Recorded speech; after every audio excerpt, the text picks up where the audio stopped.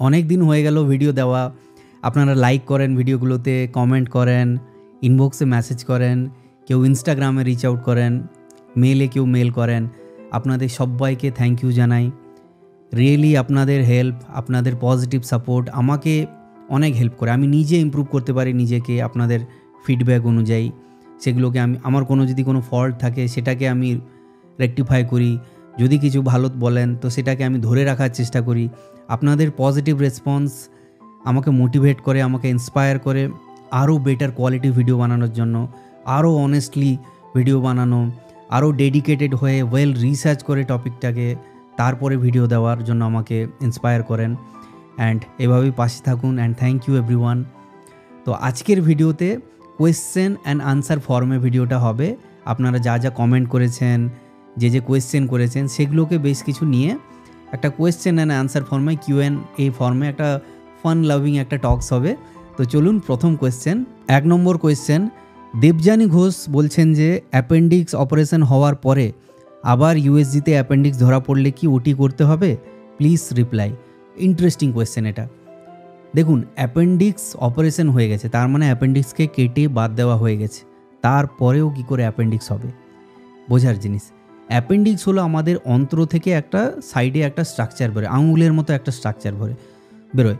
For example ধরুন যে এইটা হলো অ্যাপেন্ডিক্স, আমার এই আঙুলটা হলো অ্যাপেন্ডিক্স।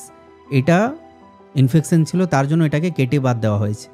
এবারে কেটে তো এরকম বাদ দেওয়া যায় না, ওটাকে বাঁধতে হয়। না বাঁধলে তো মানে যে অন্ত্র থেকে খাওয়ার এখান দিয়ে ওই ফুটো দিয়ে বেরিয়ে যাবে।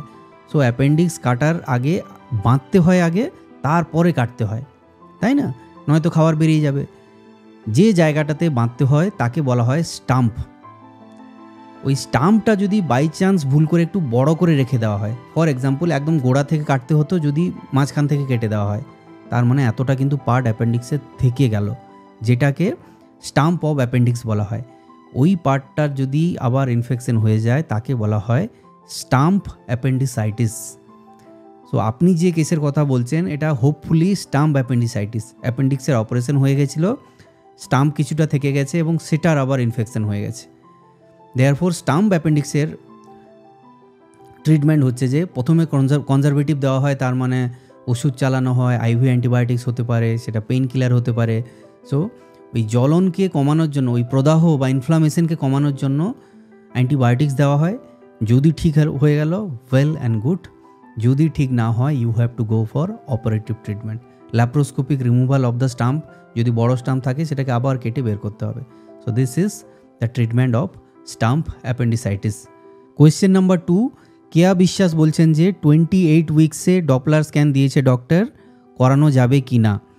ওয়েল, 28 থেকে 32 সপ্তাহ হলো গ্রোথ স্ক্যানের টাইম জেনারেলি, আর 32 থেকে 36 সপ্তাহ হলো ডপলার স্ক্যানের টাইম। সো যেহেতু 28 উইক্স আপনার প্রেগনেন্সি, সো এটা জেনারেলি এটা গ্রোথ স্ক্যানের টাইম। গ্রোথ স্ক্যানে কি দেখা হয়? যে বাচ্চার গ্রোথ কেমন আছে সেটাকে দেখা হয়, ওজন কমে গেছে নাকি ওজন বেড়ে গেছে সেটাকে দেখা হয়। আর 32 সপ্তাহের পরে ডপলার দেখা হয়, যেটাতে গ্রোথ তো দেখতে হয়ই হয়, তার সাথে সাথে বাচ্চার মধ্যে শিরা ধমনী যেগুলো আছে সেগুলোতে রক্ত চলাচল কেমন হচ্ছে দেখতে হয়। সো ইন জেনারেলি 28 সপ্তাহে ডপলার করানো হয় না, বাট ডপলার করাতে হবে যদি বাচ্চার মধ্যে গ্রোথ কম আছে। যদি ওজন কমে গেছে তো অলরেডি এই টাইমের মধ্য থেকেই রক্ত চলাচলে কোনো প্রবলেম আসতে শুরু করেছে কিনা, বা আগের স্ক্যানগুলোতে এনটি স্ক্যানে বা অ্যানোমালি স্ক্যানের সময় কোনো প্রবলেম কিছু দেখা গেছে, তো সেক্ষেত্রে একটা বাজে সাইন আছে কিনা সেটাকে আগে কনফার্ম করতে হবে। সো ইন দ্যাট কেস এই টাইমের মধ্যে ডপলার করতে পারেন, বাট জেনারেলি করা হয় না। যদি কোনো খারাপের কোনো ইঙ্গিত আগে থেকে পাওয়া গেছে বা ইঙ্গিত এক্সপেক্ট করা হচ্ছে, সেক্ষেত্রে কিন্তু এই টাইমের মধ্যেও ডপলার করতে হতে পারে। কোয়েশ্চেন নাম্বার 3, সুশান্ত কুমার বলছেন যে which is better, capsule or conventional endoscopy? Please advice. Very interesting question.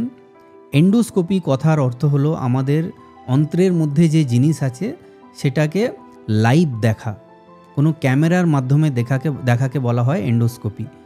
Endoscopy দুভাবে করা যায়, একটা হচ্ছে যে ক্যাপসিউল এন্ডোস্কোপি, আর একটা হচ্ছে কনভেনশনাল এন্ডোস্কোপি। কনভেনশনাল এন্ডোস্কোপিতে কি করা হয়, যে একটা নাক মুখ দিয়ে একটা নল ঢোকানো হয়, ইসোফেগাসের বা খাদ্য নালীর মধ্যে ঢুকে গেল, তারপরে স্টমাক যাবে, পাকস্থলী, তারপরে সামনের দিকে যাবে। তো এটা হলো কনভেনশনাল এন্ডোস্কোপি। যে নল ঢোকানো হয় সেই নলের সামনে একটা ক্যামেরা থাকে, তো নল যেভাবে যাচ্ছে তো আপনি দেখতে দেখতে যাচ্ছেন। This is conventional endoscopy. Capsule এন্ডোস্কোপিতে কি করা হয়, একটা ক্যাপসুল খেয়ে নেওয়া হয়, ওই ক্যাপসুলটাই হচ্ছে যে একটা ক্যামেরা। তো ওখানে কোনো নল টল কিছু নেই, জাস্ট আপনি ক্যাপসুল ছেড়ে দিলেন, ক্যাপসুল যেভাবে যাচ্ছে সেভাবে আপনি দেখতে পাচ্ছেন যে আশেপাশের জিনিস কেমন আছে। সো এটাই হলো বেসিক ডিফারেন্স। দেখুন কনভেনশনাল এন্ডোস্কোপিতে কী কী জিনিস বেটার দেখা যায়, যে ইসোফেগাস বা খাদ্যনালী, ফুড পাইপ যেটাকে বলা হয়, স্টমাক, ডিওডিনাম, এই পার্টসগুলো বেটার ইভ্যালুয়েট করা যায় বাই কনভেনশনাল এন্ডোস্কোপি। কেননা কনভেনশনাল এন্ডোস্কোপি এই পর্যন্ত চলে যায় একদম ক্ষুদ্রান্তের মধ্যে, যেগুলো আইলিয়াম বা জেজুনাম যেগুলো, সেগুলো কেননা মাঝখানে অনেক প্যাঁচ খেয়ে আছে আমাদের অন্ত্র, এত দূর পর্যন্ত কনভেনশনাল এন্ডোস্কোপি পৌঁছতে পারে না, রিচের বাইরে। ওই জায়গাগুলোতে কিন্তু ক্যাপসুল এন্ডোস্কোপি পৌঁছে যায়, ক্যাপসুল পৌঁছে যায়। তো ওই জায়গাগুলোকে ক্যাপসুল দিয়ে দেখা যায়।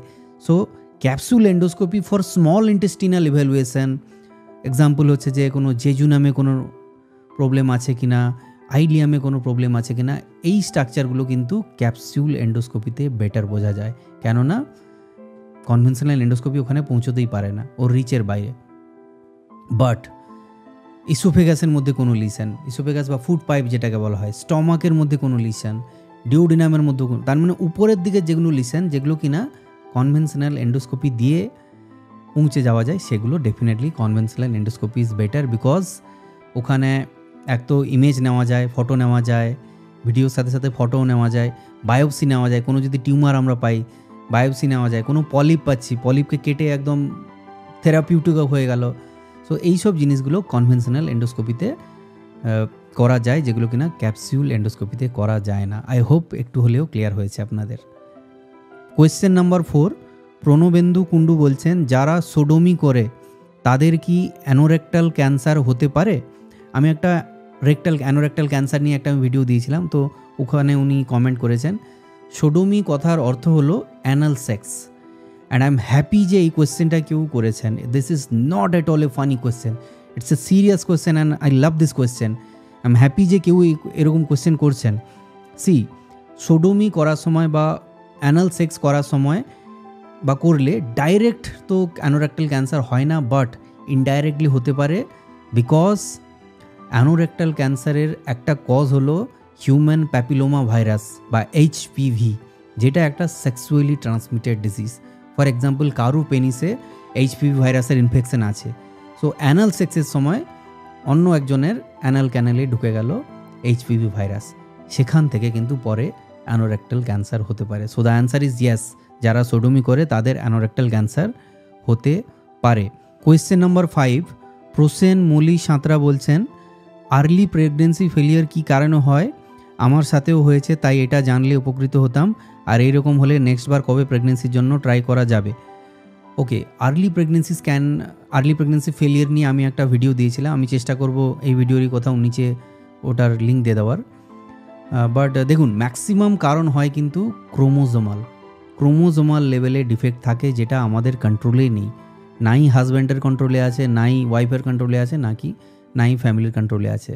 সো দোষ দেওয়া হয় না অনেক সময় যে বারবার প্রেগনেন্সি লস হয়ে যাচ্ছে, ওটা ক্রোমোজোমাল লেভেলে থাকে, যেটা কারোরই কন্ট্রোল থাকে না। এক্সট্রা একটা ক্রোমোজোম আছে বা ক্রোমোজোম নেই, ডিসজাংশন হয়েছে, ট্রান্সলোকেশন হয়েছে, এটসেট্রা। সো ক্রোমোজোমাল লেভেলে ডিফেক্ট, জিন লেভেলে ডিফেক্ট আছে, তার জন্য প্রেগনেন্সি লস হয়। এছাড়াও বেশ কিছু কারণ আছে, যেরকম ইউটেরাসের একটা প্রবলেম থাকে, জরায়ুর প্রবলেম, যেটাকে গঠনগত ত্রুটি, মুলেরিয়ান অ্যানোমালি বলা হয়, যেরকম সেপ্টেড ইউটেরাস, বাইকর্নুয়েট ইউটেরাস, ডাইডেলফিস ইউটেরাস, এই টাইপের ইউটেরাসগুলো, যেখানে ইউটেরাস দুটো থাকে, মানে দুটো ক্যাভিটি থাকে ইউটেরাসের মধ্যে।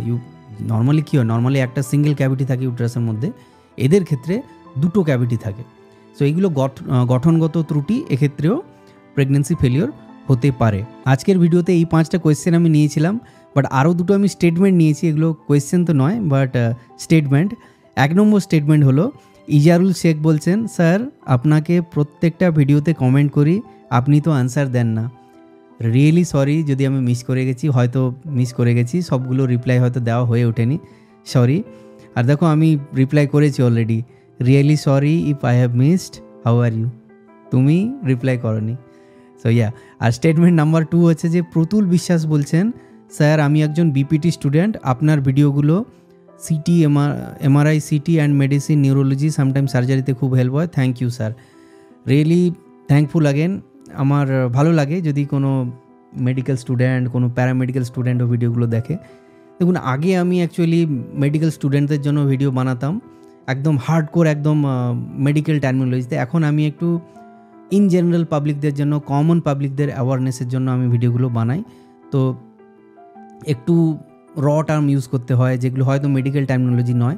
বাট ইয়েস, যদি কোনো মেডিকেল স্টুডেন্ট, যদি কোনো প্যারামেডিক্যাল স্টুডেন্টও ভিডিওগুলো দেখে, আই এম রিয়েলি থ্যাঙ্কফুল। এটা আমার রেসপন্সিবিলিটি আরও বাড়াচ্ছে এবং ভিডিওগুলো স্ট্যান্ডার্ড আরও বেটার করার জন্য আমাকে ইন্সপায়ার করছে। আই হোপ এই কোয়েশ্চেন অ্যান্ড আনসার ভিডিও আপনাদের ভালো লেগেছে। ভালো লাগলে প্লিজ শেয়ার করবেন, and thank you for giving your valuable time.